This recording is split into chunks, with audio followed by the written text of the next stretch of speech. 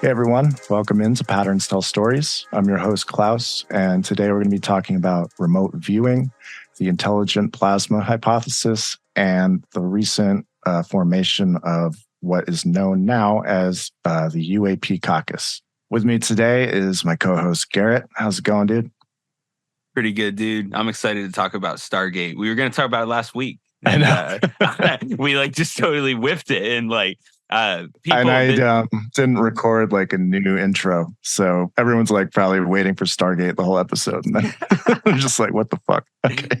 Dude, but today, yeah, we're covering it. Sweet. I think for people that read a lot about UFOs, you always come across the term remote viewing in some way, shape, or form. I know there's a lot of opinions on it and if it's like a legitimate process and if it works or if it doesn't work or if it's repeatable. And I'm excited to compare notes and see what your verdict is on remote viewing and if you think it's like legit or not, because I'm not going to lie, dude, it seems kind of legit. I didn't think weird. That was my opinion. I didn't think that was going to be my opinion, but it seems like the quantum sciences are starting to like step up when it comes to this area because it's got a real strange history to it. So let's get started with a few recent events, the first of which is the formation of the UAP caucus in the House, spearheaded by none other than Rep. Tim Burchett. He created a caucus. For people who don't know what that is, I'm just going to give my layman's perspective on that. It's basically a group of legislators that band together for a specific purpose and hold back legislation or promote legislation for a specific cause. It's kind of an alliance, I guess, among House representatives. I'm not sure if they have it in the Senate too. Actually, I think they do. Yeah, it's essentially Representatives Tim Burchett, Jared Moskowitz, Anna Paulina Luna, Nancy Mace, Eric Burleson, and Andy, I think, Ogles. Is how you pronounce his name. But they're essentially the few representatives at the previous House hearing with David Grush, Dave Fravor, and Ryan Graves, who seem to be the most adamant about getting answers. So they've formed kind of this alliance type thing. It's bipartisan. They're trying to get this select committee, which apparently has been denied by the House Speaker. But they wrote a letter to the Intelligence Community Inspector General, and they're asking, based on David Grush's testimony, they asked the ICIG two questions. The first is, which intelligence community members, positions, facilities, military bases, or other actors are involved with UAP crash retrieval programs directly or indirectly? And the second question is, which intelligence community members, positions, facilities, military bases, or other actors are involved with UAP reverse engineering programs directly or indirectly? So that's the same question.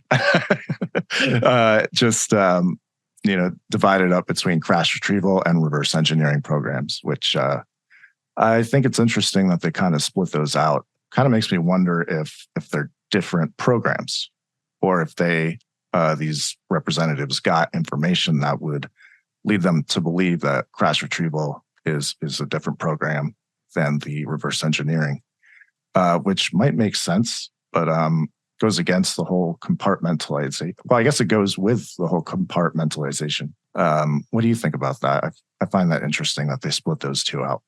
Yeah, it's interesting, but like, come on, dude, the writing is on the wall. I know. Like, what did Lou Elizondo say about the $1 trillion lawsuits that are potentially going to unfold because of like the injustice that has been done financially when it comes to like how these businesses operate? If one business A gets their hands on like special exotic materials that can change our way of life, like that's a huge scandal.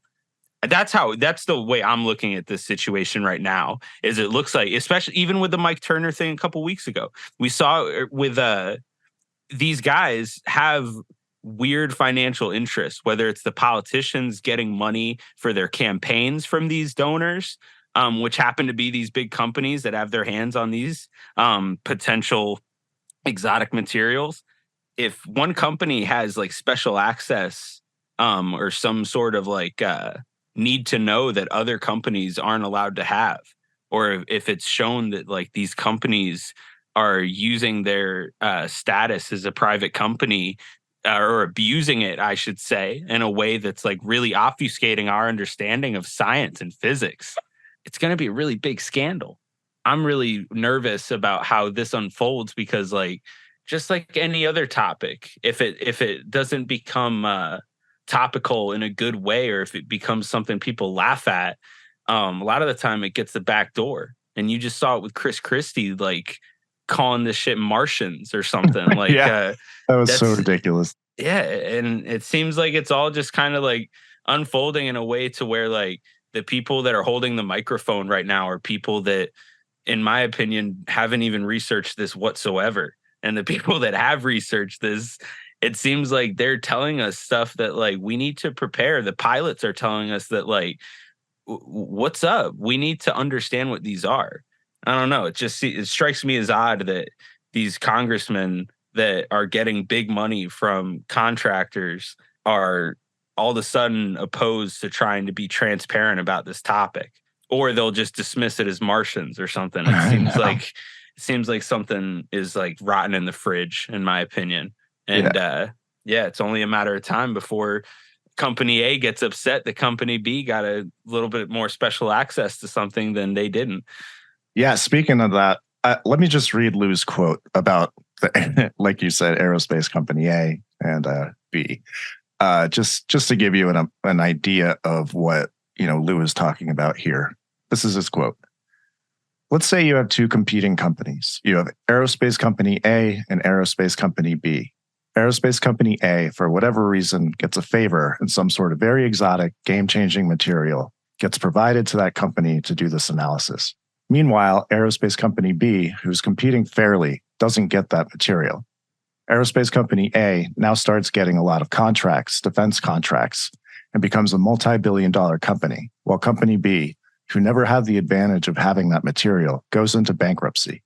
Hundreds of people lose their jobs, stockholders lose their investment, keeping in mind that both companies are supposed to be treated fairly and have fair competition when it comes to US government contracts. Now what happens? Where's the liability? By the way, now these companies are doing good things for the United States, but they got there because they had an unfair advantage, competitive advantage, potentially. This is hypothetical. I love how he has to caveat that. But continuing on, where's the liability? There, you're talking about trillions of dollars of liability. Who made the decisions to do that? Who's going to be held culpable for that? The Security and Exchange Commission would not be very happy to know that two publicly traded companies who were competing for a contract, one had an unfair advantage, the other went bankrupt. That's a problem. That's a real problem. So you're talking about big, big money interests. You're talking about things going into that gray world that goes beyond government interests. You're talking about banking. You're talking about some of the biggest names on the planet that have a lot to lose or a lot to gain in hindsight. Yeah, Lou lays it out there pretty comprehensively. It sounds a lot like what was talked about in Secret Machines with the kind of breakaway civilization type thing with these banking financial institutions basically routing money all over the place and obfuscating the funding of their own private aerospace programs. I think there's a lot to this, and it's going to be really hard to unpack the vast amount of corruption that's gone into keeping the secret. And if you take what Lou says here seriously, I don't think there's any way you can kind of ignore that aspect of it. And it may be why it's so hard to pry this information out, is that these entities are so powerful and hold so much control over the general public with their, I don't know. I just think it's clear that there's a very powerful force that's keeping this from the public. Can I ask, like, do you think amnesty is the answer here? Or do you think that, like, it's kind of a crime against humanity to I mean, it kind of depends on what the technology is and what it does or can do, I guess. In general, let's say that they had some sort of device that, like, would give us all energy and we would be off of petroleum products. Do you think that, like, they should give amnesty to a company for keeping that secret? Or do you think that, like, it can be justified for some like sociological reason for keeping it. See, you get what I'm asking? Yeah. And I think that kind of goes to what Tom has said. He's been very consistent on that, saying that, the people who kept this quiet have done so for a reason that's kind of legitimate, at least it was back then, and that they've pretty much been keeping it secret to keep it from the phenomenon, like any of our advancements with the technology. Right. And it's basically a counterintelligence operation against both, our adversaries and, the intelligence behind the UFO phenomenon. If you think of it in that way, the secrecy from the public was kind of a side effect of keeping the country safe, I guess. Even the way Tom put it before is like, he said, imagine like a tank pulls up to your house and you have nothing to defend yourself with. Right. And you run inside and lock your door and you have X amount of time to prepare how you're going to figure out a way out of this.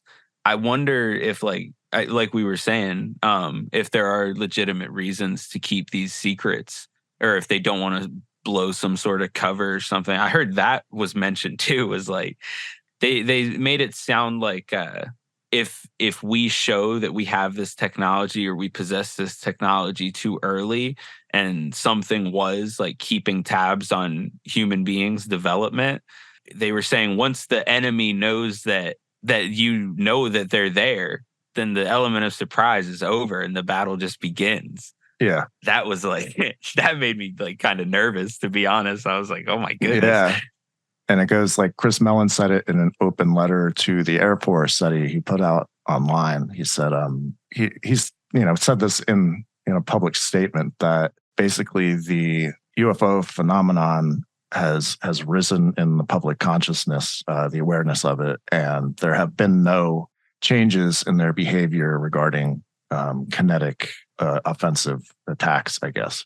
That ties into it. It's basically saying like, look, guys, the awareness of this issue has spread, and they still haven't like gone after our aircraft or shown more aggression than they already have, which Lou talks about the threatening. Sure. If you stand behind a jet engine, that's a threat to you, but the jet isn't trying to be hostile. You're just in the wrong place at the wrong time. Is that a threat to you? Yes, it is, but it's not the intention of the jet to harm you.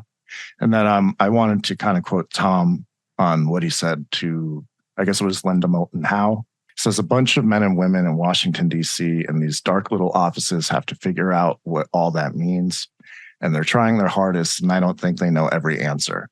And I think they need all the support they can get. They don't think that everybody can handle all this. They think there's a large portion of the global audience that don't have the skill sets to cope with that type of reality. But I disagree. And the reason I disagree is the youth have grown up with the internet, and they've grown up connected to a world that changed so drastically with technology over the last 50 to 60 years, we can't even possibly perceive what the next generation of youth will be capable of handling. So that, to me, speaks to exactly why he started TTSA. It was to get these really dark aspects of the phenomenon out into the public consciousness where a discussion could start being had. It would be natural that we would be talking about these things just with the dynamics that we have as a younger generation. And that's why I think he was, quote unquote, chosen to help lead this back when TTSA was just getting off the ground, was actually what he said he wanted to do, was help seed this information into, the younger generation. You're going to laugh at me, bro, but I kind of think he was meant to do this shit because I heard a story, I think it was in that Whalebone magazine interview. One of the only aircraft carriers, maybe the only one he performed on, was the Nimitz. Yeah, right. And that shit gave me chills, bro. And that was before he's even thought of TTSA. Yeah, that one in particular was one that like gave me goosebumps when I heard about it. And for those of you who don't know, the Nimitz is one of the aircraft carriers that was involved. I think that was the one that was involved with the Tic Tac. Yep. Am I wrong? You're right. But that's pretty significant. And he performed for our troops in like the 90s or so with Blink. And on the Nimitz. Yeah, on the Nimitz. But yeah, just between that and a lot of the shit that's like coming to light now, I agree with what you said. But the other reason that I was like happy about the work Tom has been doing is that like Tom has made it very clear with the Secret Machines books that like he wants to clear up a lot of the bullshit that's around this topic, because it has just such a lengthy history of like just ridiculous side paths. You know what I'm talking about? Like Yeah. shit that is like people, UFO buffs spend 5-6 months of their lives trying to study everything they can about it. And it turns out to be baloney. Like Yeah.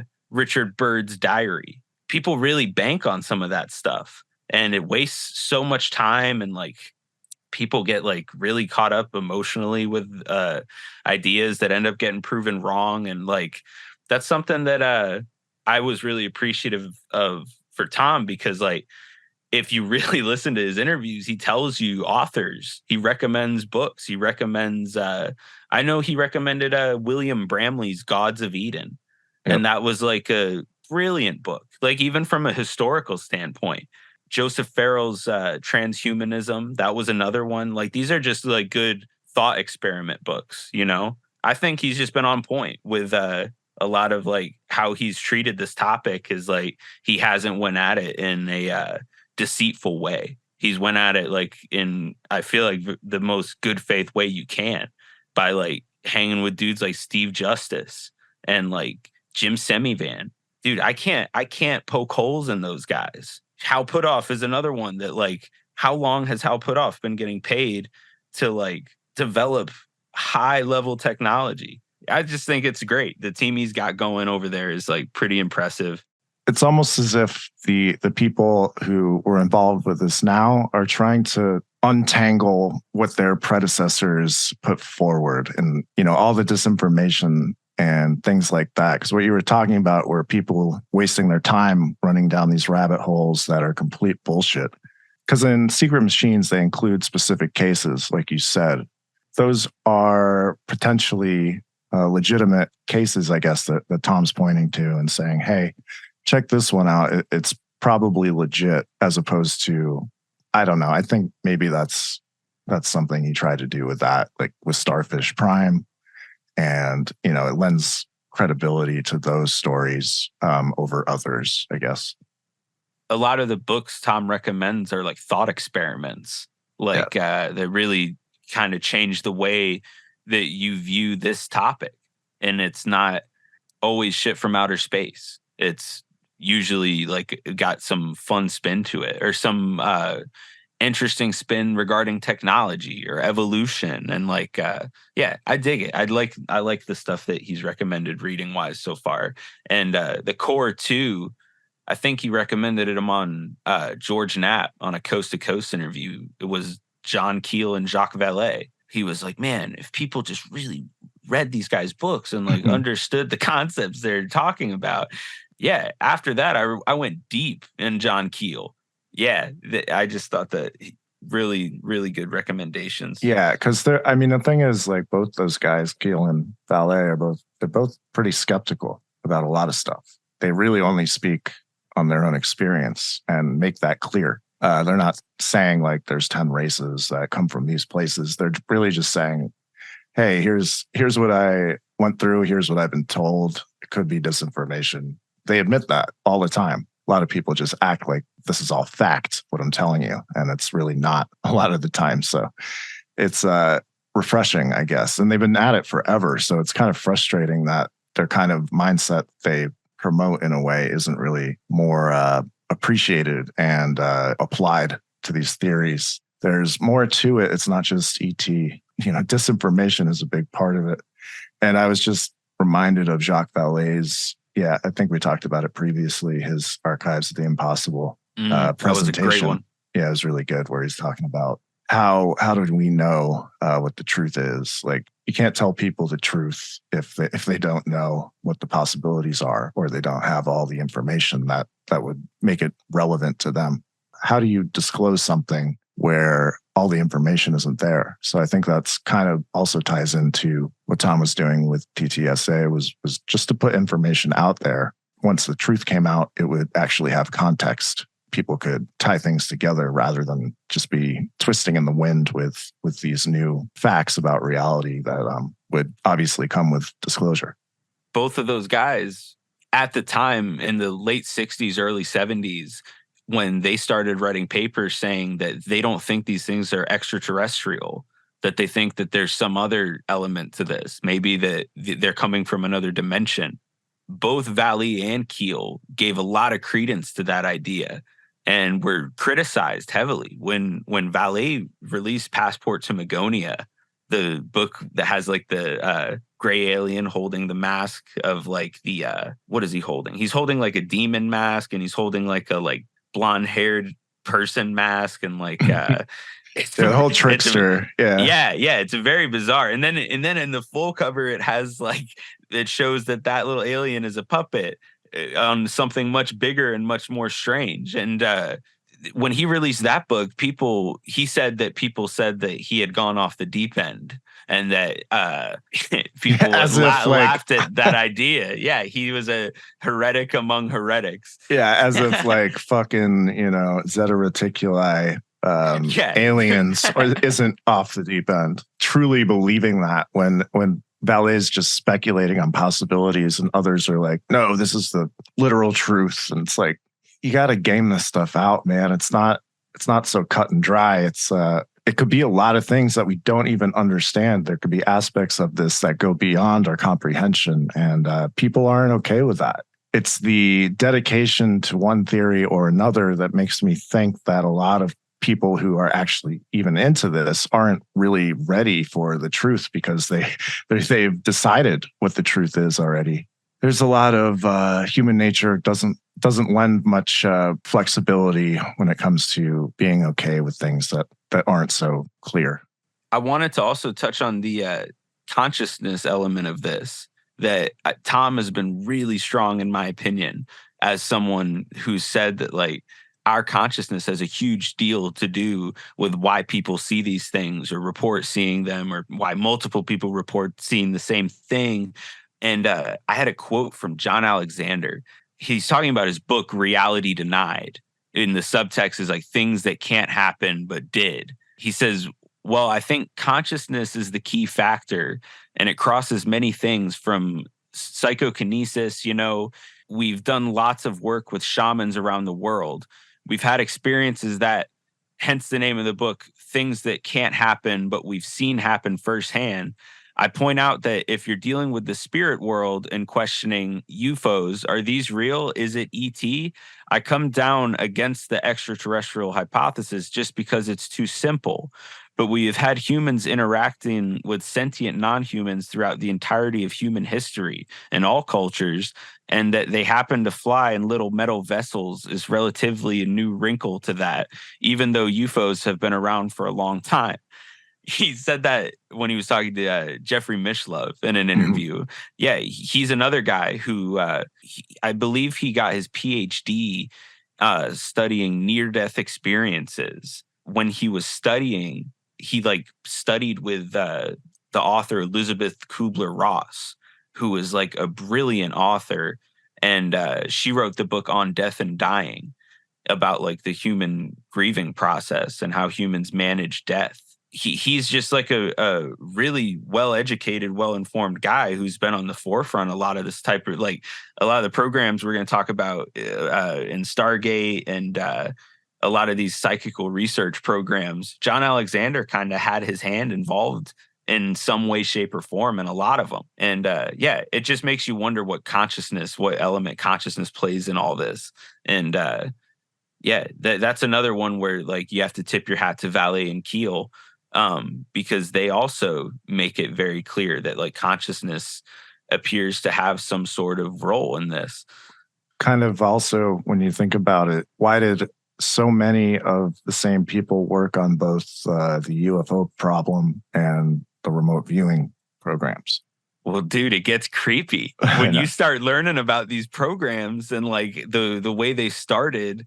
And the people that were associated with the foundation of a lot of them, it drifts into weird territory. Yep. And a lot of it, once you get into like the 80s, 90s, from what we know about them, there's so much spin on Right. so much of it. And especially when they start to like, for those who don't know, after about like 1984 or so, I would say that was like a major year where a lot of these programs like Stargate started transferring their services towards like companies like SAIC. SAIC is one of the places I think Joe McMoneagle, one of like the OG remote viewers. He was remote viewer 001. And apparently he was like an excellent remote viewer for the Army. And there's documentation that he worked for SAIC, which is that defense contractor DeLong always talks about, that has the Atlanteans holding tetrahedrons at their headquarters. That's a real bizarre one. So I don't know if you wanted to like hop into some of these programs. Yeah, it's crazy. I actually was reading one of these CIA, the classified Stargate papers, and it mentions Joe McMoneagle telling Ed May about thinking about like defunding the program. And McMoneagle was the one who tipped off the guy who was running it. This was getting shut down because people basically didn't want to deal with it. Why don't you give us because you kind of know the history about this better than I do, more thoroughly. Why don't you give us like quick background on how this all started? All right. Okay. So, goddamn. No pressure, man. No pressure. So, I want to say that it starts in the early 70s when this Army doctor, U.S. Army doctor named Andrea Puharich, brought Uri Geller over to the United States to get tested under like laboratory conditions by the two scientists, Hal Puthoff and Russell Targ. And I want to say that's the beginning of all that. But for those of you who don't know who Puharich is one of like the main focuses of the last Substack post I had, which is called Metallic Voices and Space Kids. And essentially in the early 50s, Andrea Puharich was an Army doctor. In 1954, according to Annie Jacobson's book Phenomena, Puharich was like involved in one of the sub projects of MK Ultra involving like hallucinogenic mushrooms. And another weird thing he did was like he asked the government of Egypt, I think it was Cairo, Egypt, if he could stay in the Great Pyramid. And he said that when he said that he was allowed to stay in the Great Pyramid for like 5 or 6 nights, which is like unheard of nowadays. I don't think that people can stay there the way Puharich claims to have stayed there. And he says that like, as he was staying inside the Great Pyramid, that his body, he said that he was like a real fair-skinned guy, naturally out there in that desert heat, that like he would be peeling like crazy. And Puharich said that when he was staying in the pyramid, he didn't peel at all. He said he was fine. His skin felt nice and fresh and rejuvenated. He felt great. And he said when he left, he felt like shit. And he was like, he started peeling like crazy. And, but that's a lot of the stories around Puharich, is like, it seems like he would always gas a lot of people up that like seemed to have kind of sketchy rumors around them, like Uri Geller. Because Uri Geller is like a ridiculous person. For anyone who knows if you follow him on Twitter, it is one of the most bizarre Twitters ever. Anyway, there's this MK Ultra doctor Puharich, and he finds this Israeli like showman essentially named Uri Geller, and Uri Geller claims to have been visited by a ball of light as a child, and that he was given these special powers where he can like read people's minds and bend spoons and like do all sorts of fantastic things. Andrea Puharich was like scouring the globe trying to find people that had interesting psychic abilities, and he found Uri Geller and was like enamored with him. The story goes Puharich he contacted Edgar Mitchell, he was the Apollo 14 astronaut, the 6th man to walk on the moon. We talked about him and like his experience, and how like when he got back from the moon, he was like really into studying consciousness and wanted to know more about it. Well, Puharich and Edgar Mitchell, I believe, have done studies together in parapsychology. anyway, Puharich, to convince Geller to come over to the United States to be studied, he called Edgar Mitchell and had Edgar Mitchell like write him a letter or like give him an autograph or something really special. And that was like the tipping point that got Uri Geller to come get tested at Stanford Research Institute, SRI. And he got studied. I think in that test, you can see the video of a lot of the experiments they did, but they had Uri like remote view of like sealed envelopes with random pictures. They had him try to, I think they had like dowsing experiments where he had to find water and like steel cylinders without touching them. The story goes is that Uri did like spectacularly well. Like spectacularly well, and Yeah. like so well that they were really concerned that he was cheating in the tests. According to Hal Puthoff, they had magicians on staff that were like trained observers to try to make sure that there was no way that there was sleight of hand going on with this type of experiment. And apparently, years and years later, we come to find out is the CIA was also observing these tests. Yeah, about Uri, like Joe Murgia, UFO Joe, posted a really interesting interview with Edgar Mitchell about Uri Geller. And Edgar Mitchell didn't like to talk about this stuff because he said it kills your credibility. And so Edgar Mitchell said, if you're so damn smart, bring back that camera I left on the moon and I'll believe that story. But in the meantime, let's get on with it. And it was within a few hours after that that 2 lost tie clasps of his rematerialized. I don't know. I guess it's a synchronicity. Well, it's it's weird. Didn't they call this the Geller effect? I guess and so. Like they were saying that. I hate saying they at the time. A lot of these. This is what it was. So Edgar Mitchell says, we were finishing lunch in the cafeteria at SRI and Geller was eating a dish of ice cream. He bit down on something in the ice cream and it cut his mouth. So he was swearing at it. I fished it out of the ice cream, scraped it off and washed it off and was surprised to see what it was. It was an ornament part of a tie clasp that I had lost in Houston 2 years before.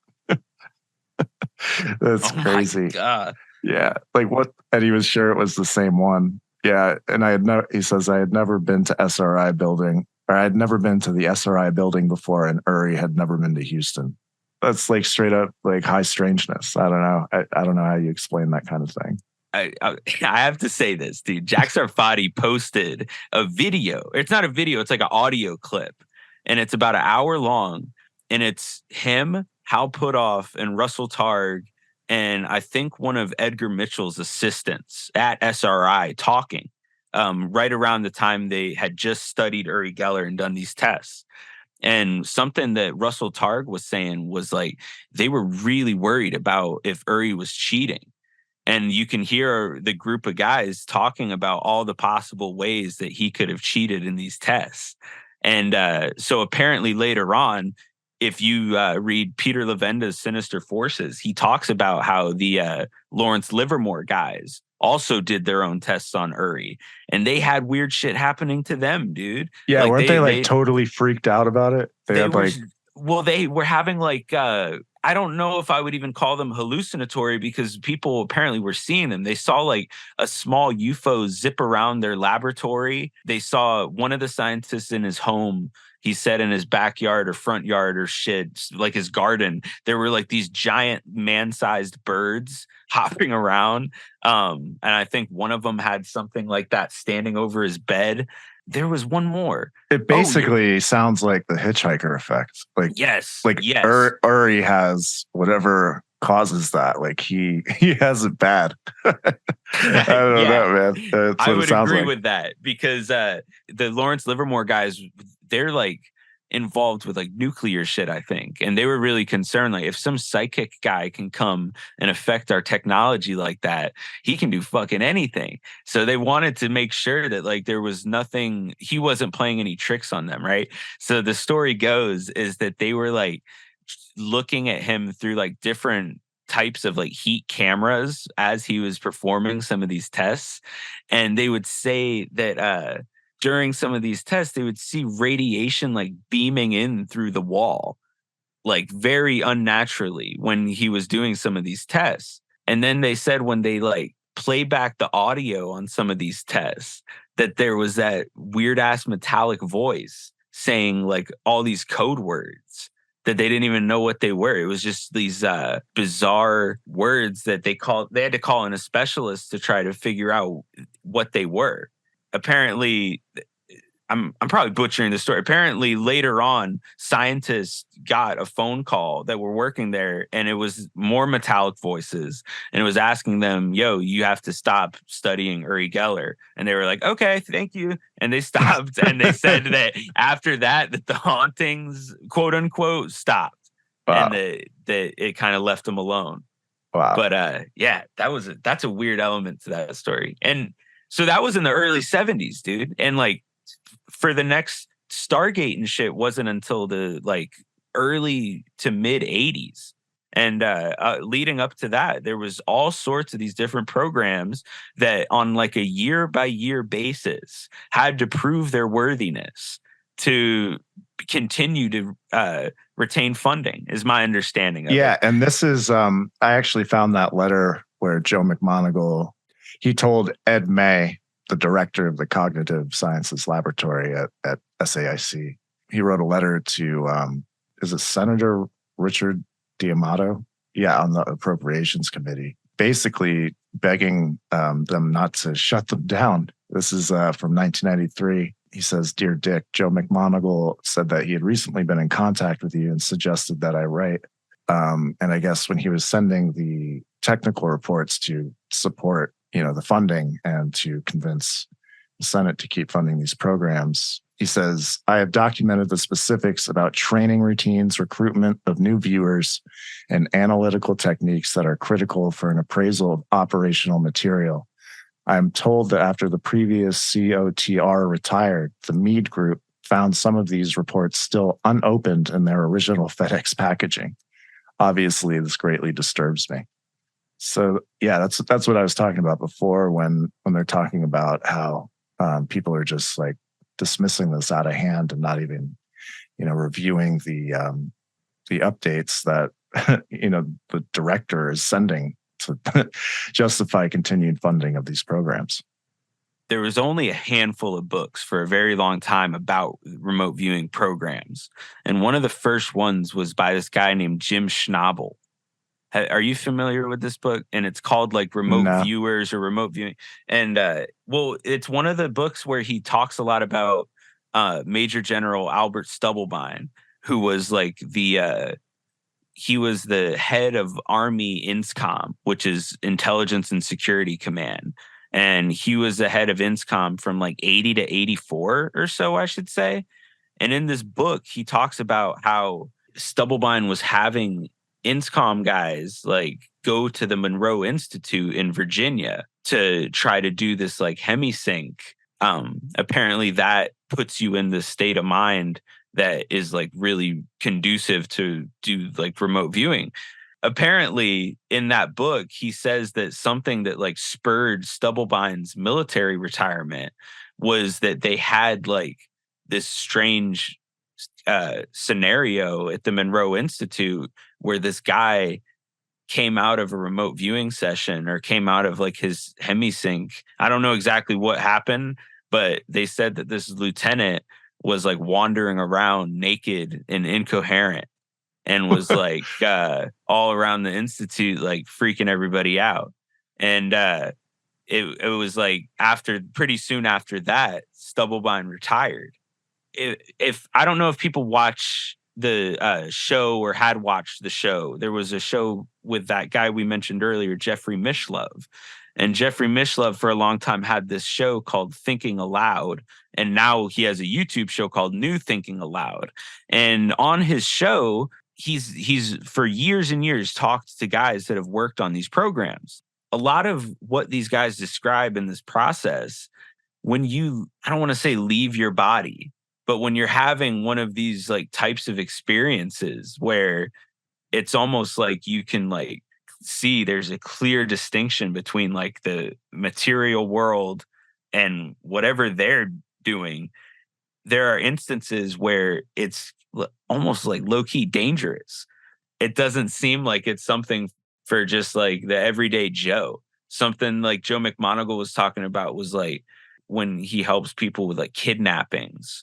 And he got like really solemn about it and was like, yo, like this is no joke. Like you really put yourself in some of these people's shoes, and like it's nice to be able to give families and stuff peace, but at the same time it's like it does hurt a lot to like experience that type of like connection with someone. Yeah, that was just something. It seems like it's not for the faint of heart, I should say. Right. And I don't know exactly what the process does to the human body. I've never done it or anything, but like it is real interesting because Bob Monroe, the guy that like founded the Monroe Institute, Puharich kind of references him in one of his old books called Beyond Telepathy. There's a chapter in his book where he talks about this man named Bob Rame, who's like sniffing glue and having these out of body experiences. And I was like, what? And apparently that Bob Rame ended up being Bob Monroe. And I think that I was reading this thing that said Bob Monroe was pissed and was like, why are you saying I huff glue, bro? Like that wasn't the fucking, that's not how I do my shit. And he said that like he came up with his hemisync process. Just sniffing glue, like huffing paint to like hemisync binaural beats. Like, yeah, dude. Yeah, it was not a good look for Bob Monroe. And I think I had sent you this article where Bob Monroe or someone associated with him was trying to like correct that story in Beyond Telepathy that like that wasn't the case, and that they did have some sort of real process. And like, I don't know, but if you follow the money, they were actually having INSCOM guys trained there, according to Jim Schnabel. So like, I don't know. I'm just thinking of like Charlie Kelly from Always Sunny, just like with fucking headphones on, like remote viewing, like whatever, fucking rats or whatever. I don't know. It was just funny as hell. Bird law. That's how they wrote Dayman. Yeah. Yeah, McMoneagle, man, that is one interesting dude. He did this interview that blew my mind. I can't even remember what it was, but he was talking about how remote viewing is us accessing some sort of lost ability that, you know, kept us alive when, you know, we were in the caves or something where we had to know like where a bear was in the dark. I actually have the quote here. This is what he says.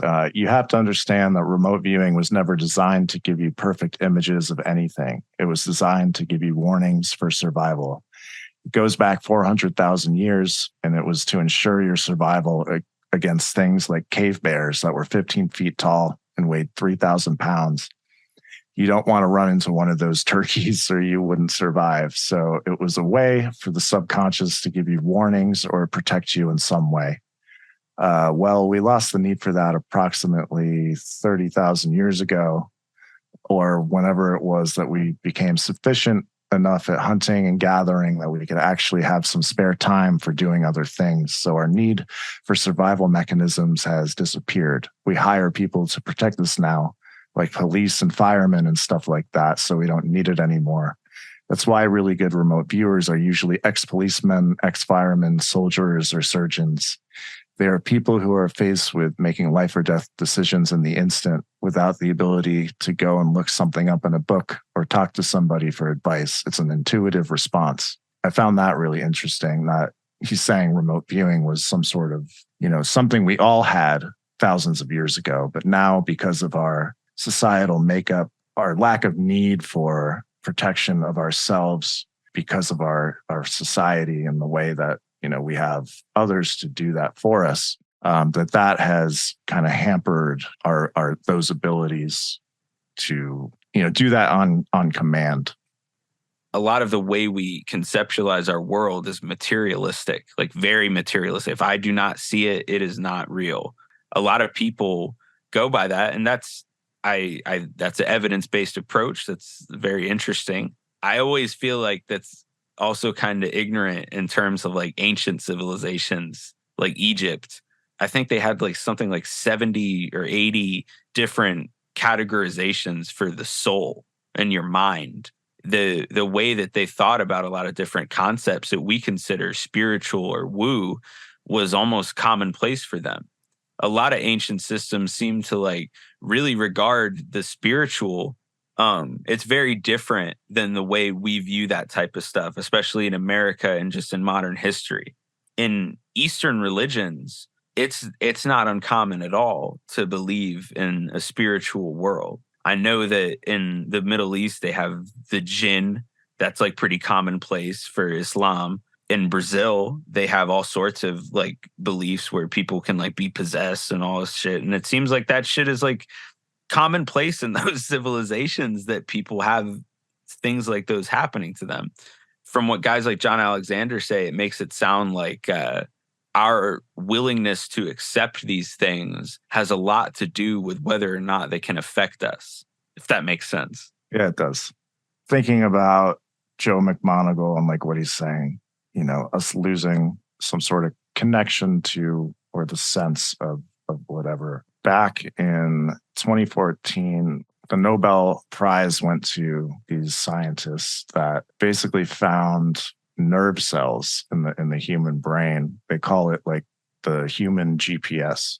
It sounds similar to like magnetoreception that birds have for their migration. Earth's magnetic field, pretty much. Yeah, they're nerve cells called grid cells that generate a coordinate system and allow for precise positioning and pathfinding. Their subsequent research showed how place and grid cells make it possible to determine position and navigate.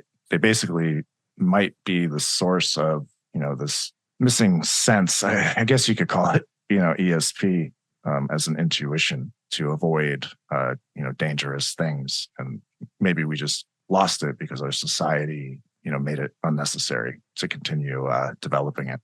Dude, you want to know a dark one? I don't know if this is true. This could have been like some Reddit post and I'm just an idiot.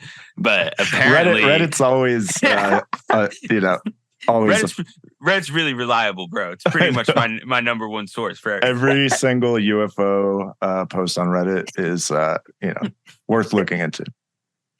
So from what I understand, when they were doing a lot of their psychic research in the Soviet Union, one of the tests they did was on rabbits, and they would like snap a rabbit's neck and see if it was hardcore, bro.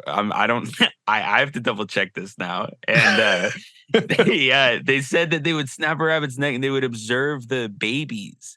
And apparently there was some sort of measurable response when it would happen. And that shit freaked me out. And then you hear about the shit with the plants, where plants can tell each other that like they're about to get what was it? It was like they can sense intent. Like if you're like holding a machete or something, it creates a measurable response for like a really large amount of plants. Like it seems they have a very subtle way of like, I don't know if it's chemically or consciously, but they seem to be like cueing each other in a measurable way that something is about to happen, whether it's about to get eaten or chopped with a machete or whatever. Yeah. And that shit freaked me out when I heard about that. There's an EG&G study. EG&G is definitely like involved in all sorts of probably UFO reverse engineering shit.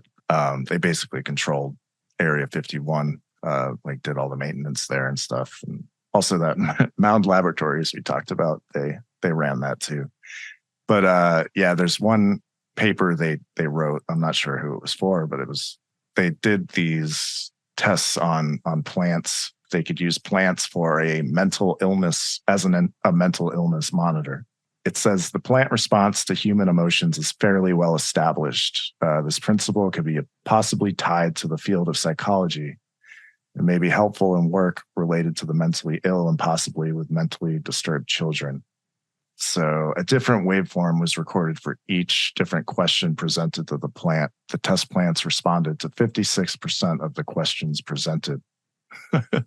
While running a test on a cactus plant, an erratic full swing to the left was noted, and subsequent investigation of the immediate test area revealed that a stranger had approached the test area and departed without letting his presence be known.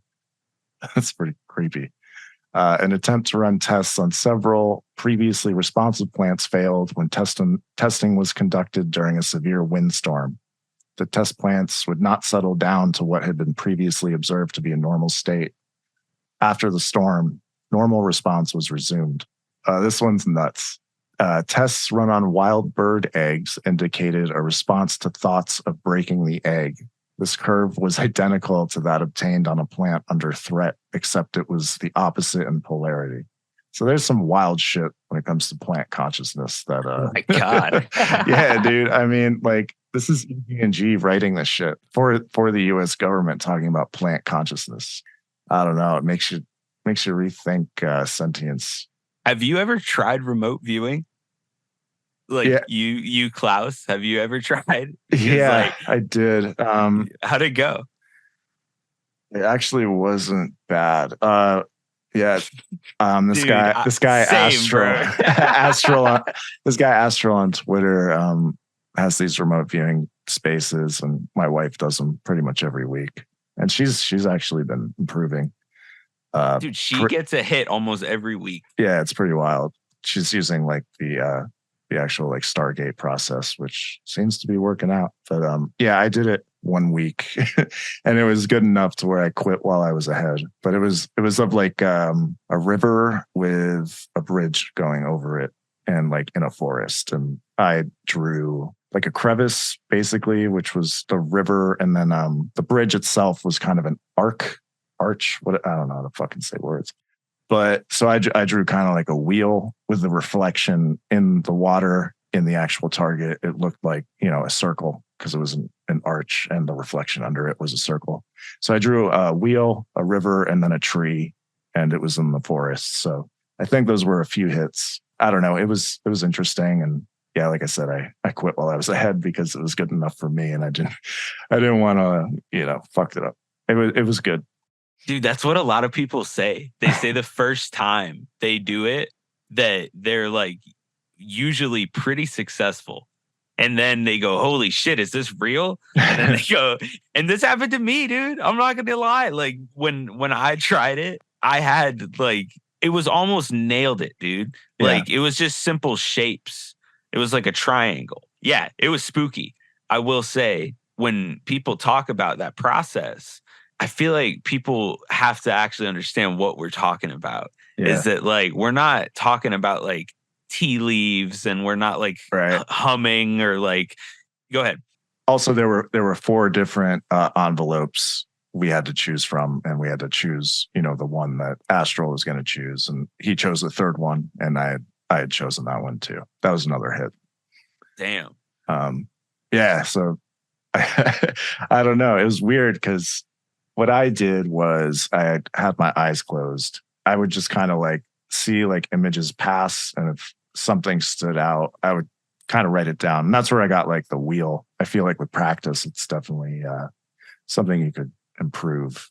The way you said that though is like, when you listen to all those Jeffrey Mishlove interviews, dude, they talk about it like it's a martial art, like something you can train. Yep. Like a muscle. Yeah, and John Alexander yes, was super into that martial arts stuff, right? Yeah, for sure. From what I understand, there's 2 views. People are born psychic. There's also the view that like some people are more psychic than others. Yeah, it's kind of like a musical talent, I guess, is you can be born a natural, but you can also train. That's kind of the way that I understood it. But I don't know, because I don't know what exactly makes someone like quote unquote psychic, From what these guys describe, a lot of them say that like the process that they use would be very controlled. And from what I understood was very analytical. Like Lynn Buchanan said that like something he would do was like he would compile databases of like what guys would be good at and what they wouldn't be good at. So like maybe me and you were remote viewers like 4 and 5, right? And like when they would have us all try to like target one thing, they would have another person basically just like kind of guiding you through the process, asking you questions. There's this whole process of like really trying to paint a picture in the person who's like talking to you's head. Remote viewing is a process. That's kind of the definition. Remote viewing is the process of getting this information from wherever it comes from. Right. And they call it CRV too, like controlled remote viewing. And it's a procedure. It's a yes. What's the word? It's protocol. Protocol. Exactly. Yeah. They would guys like Lynn Buchanan would like compile who was getting hits on what. And like maybe you, Klaus, you're really good at getting colors of things. Like regardless of what the target was, analytically, when you submit something, maybe you get the color of the target correct, like a very high amount of the time. Does that make sense? Like even regardless of whatever, they'll just take all the analytics of what you describe and they'll see what parts of it are a hit, right? And then they see me, Garrett, the remote viewer, I put in a session and maybe I get numbers correct. Whenever they have quantities of something, they go like, oh, dude, well, Garrett seems to have a high hit rate for that. Yeah. So they said that they would look towards different remote viewers based on their analytics. If that makes sense. Yeah, you're supposed to like you're not just supposed to draw the target. You're supposed to write down words that come to you as well. Maybe even through different sensory inputs, like maybe you hear something or you feel a sensation. My wife has said she's felt other sensory inputs while trying to remote view. It's not just visual. So those other things you write down, like emotions that come to you, or if something's very clear, you're supposed to not take it too seriously. You note it and then you kind of put it to the side. So you don't shut your eyes and then you see like an orange or something. You don't write down orange. That's what the target is. It's part of the noise, I guess. You know the phrase I heard for what you're describing?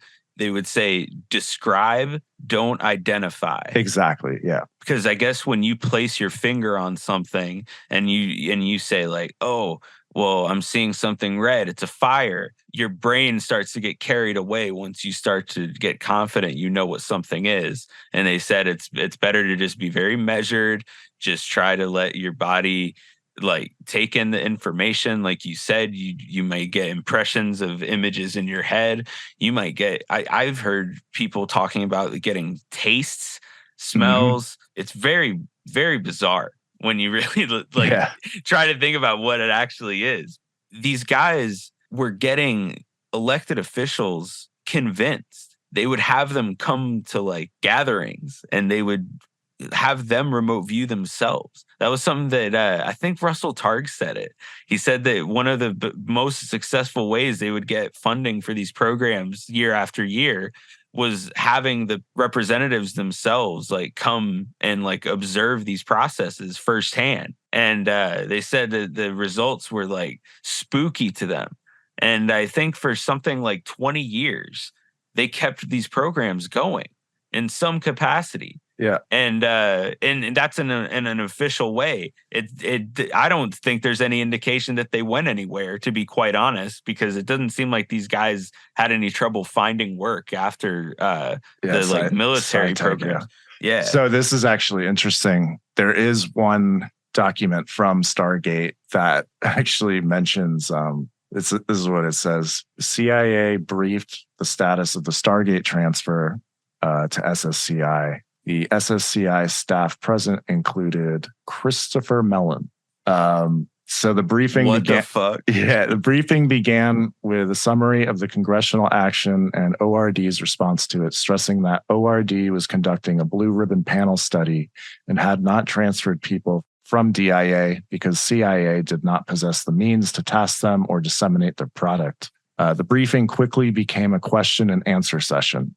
Given that no questions were asked specifically about remote viewing, I assume that all present understood the general nature of the program activity in this area and were concerned primarily with the program costs, utility, and transfer issues.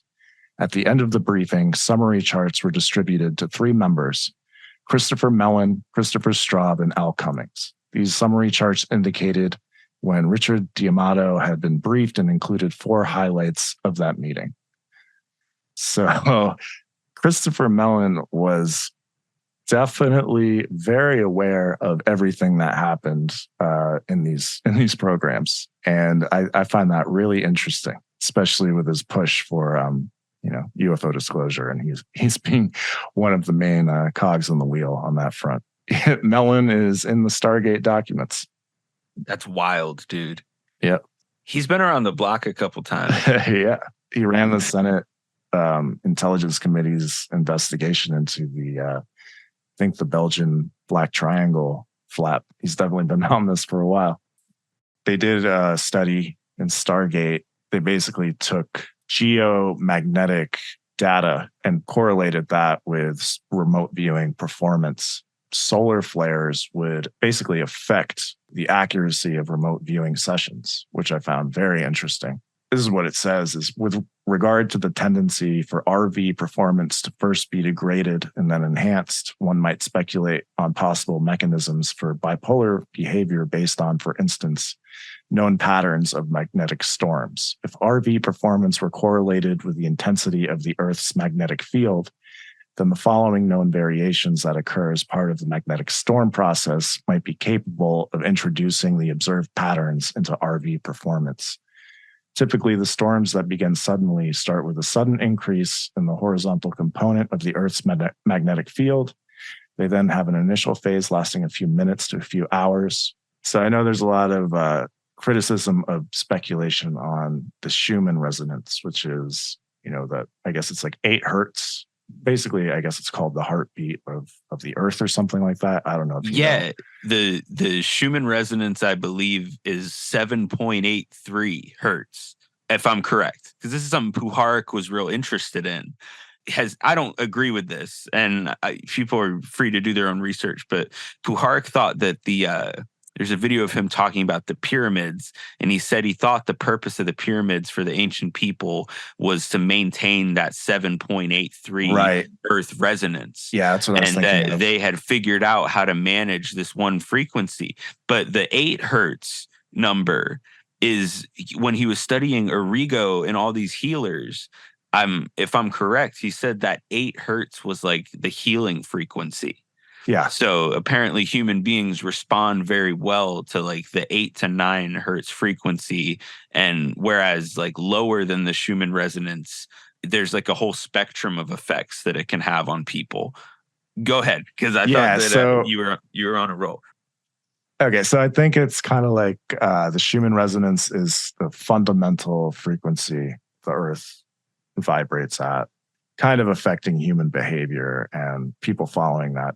There's spikes in it, so it means like people are going crazy, and there's a lot of kind of criticism of that, and some of it's justified because it's just people making shit up, and I think there actually might be something to it, and it might have to do with remote viewing or whatever this layer of reality is that remote viewers access to download quote unquote information.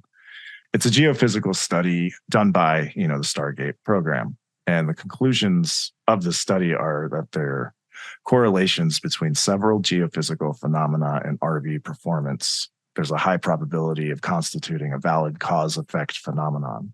ELF appears to be a reasonable candidate for a linking mechanism. It is capable of changing rapidly, and specific changes have been noted at the times of sessions. These solar flares are basically affecting the magnetic field of the Earth. So thinking about these grid cells that keep us oriented and kind of aware of where we are, it's basically intuition. Gary Nolan talks about the caudate putamen and how that lets us navigate a room, just identify different aspects that we might want to avoid, as we're like avoid the waiter spilling something on us or avoid a person that we don't want to talk to. And we just process all these things at once. And it's just one sort of intuitive decision we make in one moment, seeing where we are in that situation. It's kind of all talking about the same thing. If remote viewing is affected by, certain geophysical phenomena, kind of ties in with the Schumann resonance if there's any fluctuations there. Something interesting about remote viewing is that one of the things these guys say is that they would use Faraday cages and they would use submarines. I've heard. I believe in both instances, the viewers end up getting better results when they're shielded from some sort of like outside frequencies, chatter. Yeah, noise. Yeah, I think that or noise. I would heard that's another thing that they would use to describe it. And they said when they would go down in the submarines, finally it's like quiet.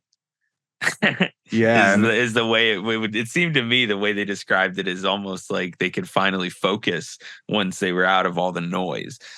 Yeah, and it makes you think about like the ionosphere, and there's different resonant harmonies, I guess, with the Schumann resonance throughout the ionosphere. And if you get far enough away from that, well, the water or within a Faraday cage, it would make sense that noise gets filtered out. And maybe we were able to filter out that noise more effectively thousands of years ago when we needed to do that in order to protect ourselves. But now that our society has rendered that ability to protect ourselves kind of useless, and we've evolved past that because we have other people to do that for us. Maybe we all have that inherent capability as a human, and as other animals obviously do with magnetoreception, but we've just lost it because we no longer have a need for it.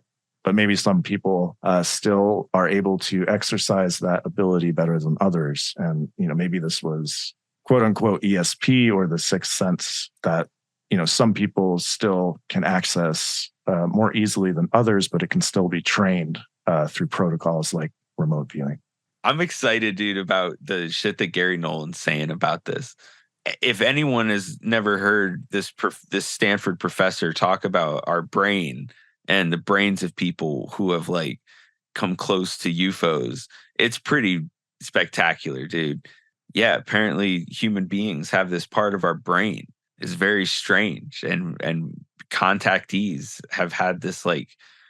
Can you explain that a little bit, or I don't know if I'm like that if that's off topic. No, it's definitely on topic. But the interesting thing is about the caudate putamen. There appears to be more connections between the two in the center in this part of the brain.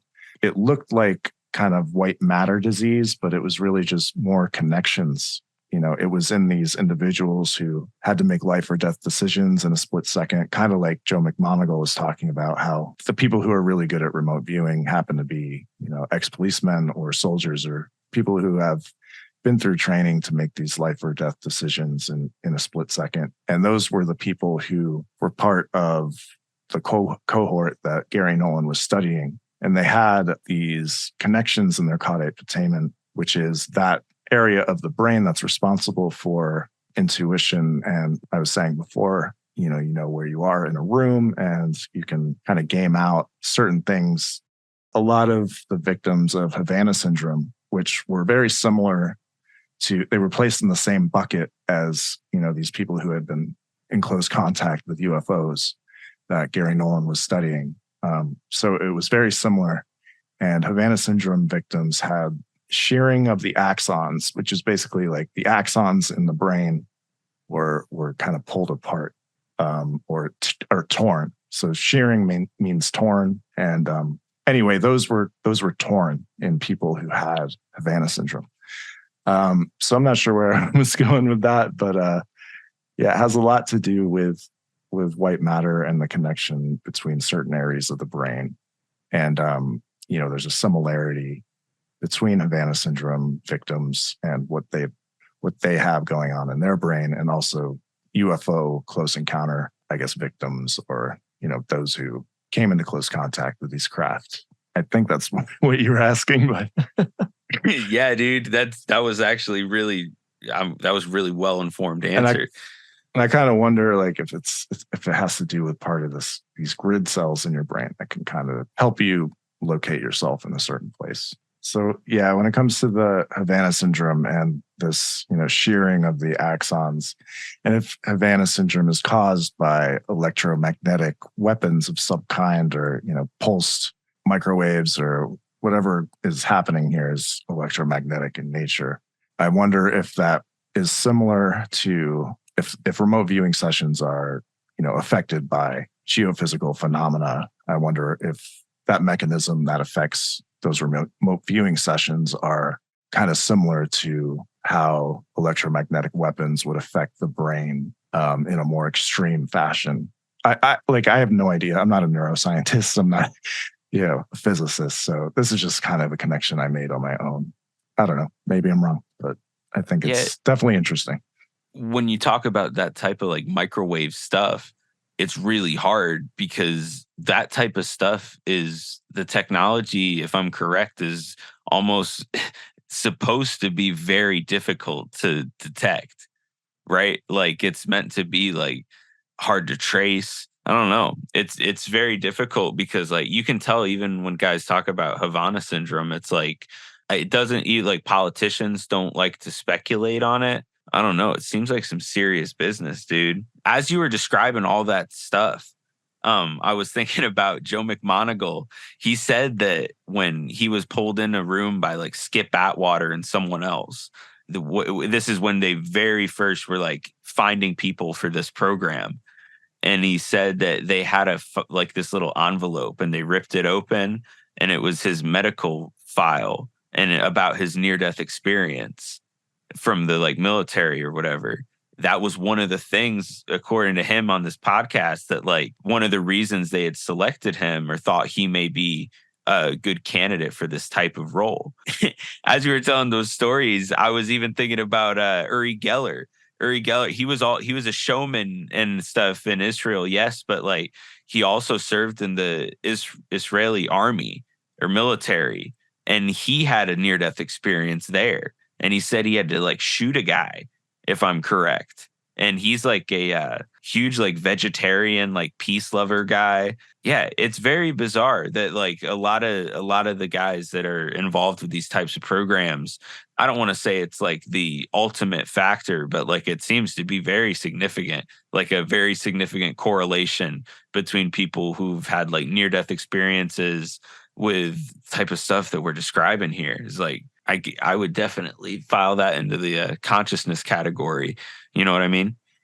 Yeah, and it's interesting. Like, Tom said the other day, like UFOs are capable of like containing the human soul or something. But like, if you think about it in, I guess, like biofield type thing, if that's like what the soul is, there was another paper that was in the Stargate records that I found. I think it was yesterday. I posted part of it on Twitter, and it was a Russian study on biofield interactions, where the transfer of information from one biofield structure to another. It's basically talking about telepathy and how this would have to happen without the expenditure of energy. It's essentially saying the only way to do that is through longitudinal waves or scalar waves, which Thomas Bearden talks about a lot. Bearden was, I believe, involved in one of the precursors to Stargate called Scanate. Yeah. And that was the first I ever heard of that guy.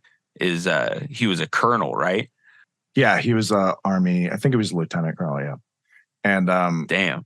these scalar waves he talks about, or longitudinal waves, would basically be the way you would produce an anti-gravity effect.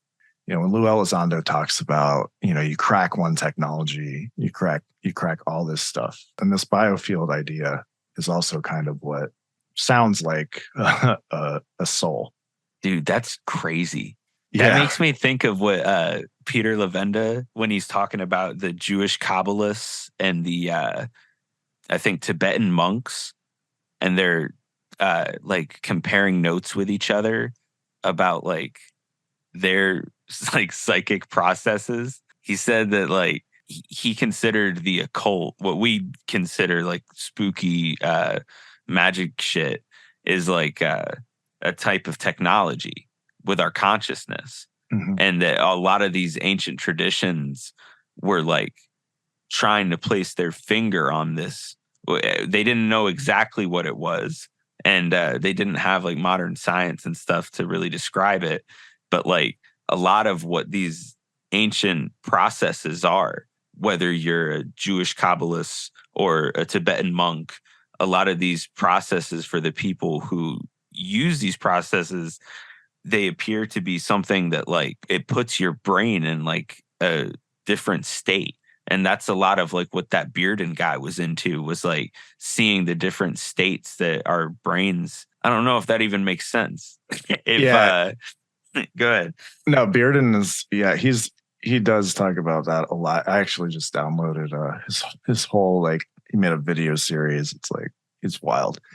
Yeah, the scalar wave idea is something that he pushes a lot. And then seeing it in this Stargate paper, it's a Russian paper that was translated to English. I'll just read the end of the paper because it makes the point better than I can. It says biological objects satisfy the main requirements of energy-free transfer of information, and it is not only the transmitting system but also the receiving system that must be active.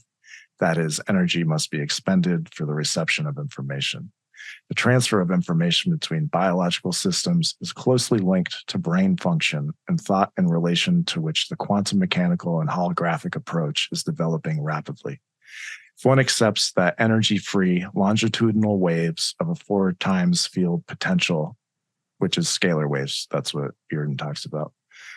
Yeah, if one accepts that energy-free longitudinal waves are the carrier of information in remote communications between biological objects, then one begins to understand many experimental data thus far accumulated in bioenergetics and bioelectronics that are not contained in the classical theory for the transfer of communications via modulation of an electromagnetic wave or particle fluxes. I'm not sure what the general plausibility of this stuff is, but I don't know. It sounds cool.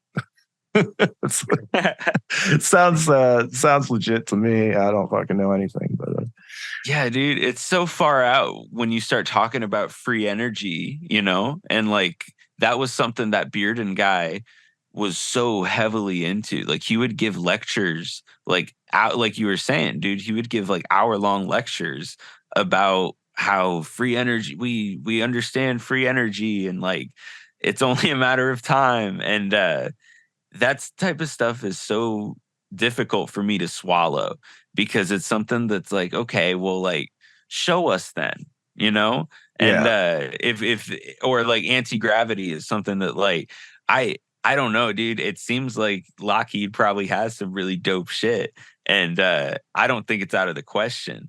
But just like in principle, to like conceal that type of technology is so like disappointing to me if that is the case. Something like that Bearden guy, and just these programs in general, when you look back upon this era of like psychic research, quote unquote, do you consider it a success? Like I always consider it a success in my head when I hear the stories about the guys involved with these programs. It sounds like anecdotally there was a lot of really cool stories about remote viewing being not only dependable, but like spooky correct at times. I just wanted to kind of know like what you thought of like that era. Do you consider those remote viewing like research projects, do you consider them successful? Or do you think that they were kind of just like, what do they call it? Shooting in the dark? Um, it's hard to kind of put a success or not label on these things because it's so not like binary in Right. the success rate. They use this as a last resort to gain intelligence. A lot of the time it works really, really well. It transcends like time and space. So it's like, it's really vague in terms of determining if it's successful or not. Because sometimes it worked, sometimes I guess, it didn't. The accuracy was up and down. Yeah, I think it's hard to determine. And I think it's, there's so much stigma still around it. People don't want to fund this kind of thing, but I think that's ultimately kind of what Gary Nolan's goal is to get these based on what he's studied himself. I think he thinks this stuff is worth funding, getting grants and stuff written for it. So I think that's his ultimate goal is to fund these kind of anomalous cognition or information projects that might prove or disprove some of this stuff. And he always says like, the data's there. He just wants to get the data in order to have others, make hypotheses to prove or disprove what people think the data shows. So I think we're still at an early stage in it because there's just so much stigma, and people don't actually want to fund real studies that would say one way or the other whether or not these things are real. Gary Nolan is probably one of the guys that like makes me so excited, scientifically speaking, to be like associated with this topic of like consciousness and like understanding the human condition.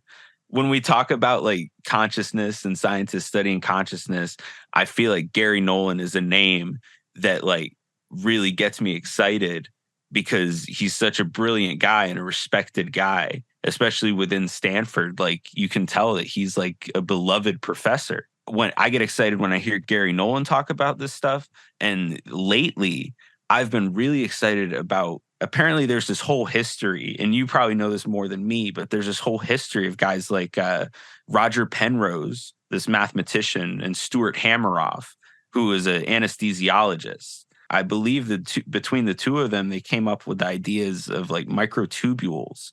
And I wanted to ask you, while we were talking about remote viewing, those two guys are like really respected in their fields. Apparently, from what I understand about if our brains are quantum computers in a way, the microtubules are something that explains a lot of like how these functions work, if that makes sense. Do you know anything about Penrose and Hameroff? And like, what do you think their contribution with like this microtubules idea is when it comes to consciousness, or how that relates to what Gary Nolan is interested in? Yeah, it's really interesting, and that it kind of goes to the whole antenna idea where we receive information from the quantum fields around us, and some of that information might be anomalous to us and our interpretation of it. One of the interesting things about Penrose and Hameroff, they led a meeting at the RAND Corporation, sponsored by DARPA in 1998, which focused on social and political governance questions arising from the impacts of the information and biological revolutions. This is what Lavenda says. In case the reader is thinking that perhaps all this theorizing is quite abstract and is not useful in any pragmatic sense of the term, it should be noted that Penrose and Hameroff were invited to lead a group meeting at the RAND Corporation on October 22nd, 1998, one of a series of meetings that were sponsored by DARPA, a U.S. government agency that is the godchild of the Pentagon and target of much speculation by conspiracy theorists.